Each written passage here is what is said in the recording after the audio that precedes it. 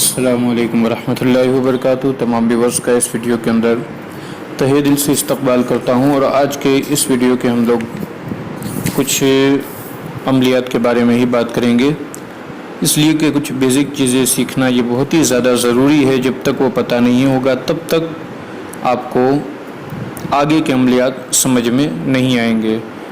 تو سب سے پہلے شروع کریں گے، اور اس کے بعد یہ بھی بتائیں گے انشاءاللہ کچھ سوالات آئے تھے تو ان کا بھی جواب دینے کی میں کوشش کروں گا۔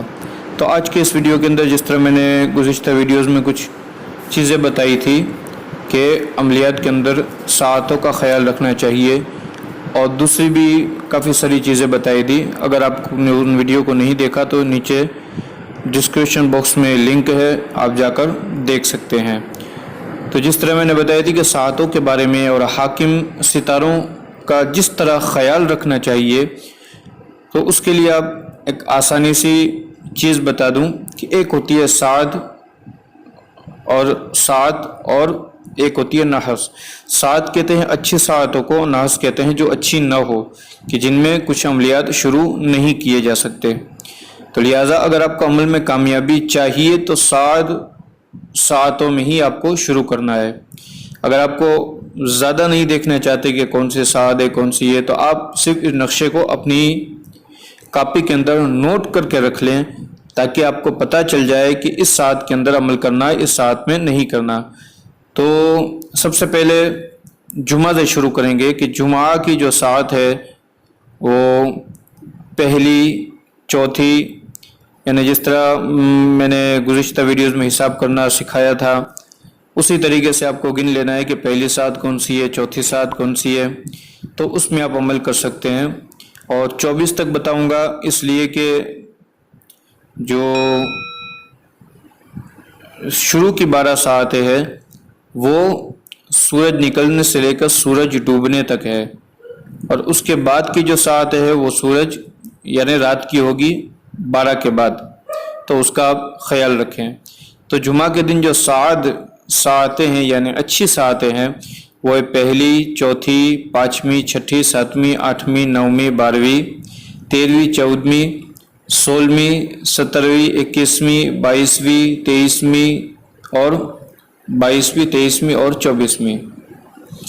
اور جمعہ کے دن جو نحس ساعتیں ہیں جن میں ہم کو عمل نہیں کرنا، وہ ہے دوسری، 7ویں، 12ویں، 14ویں، 15ویں، 22ویں اور 23ویں۔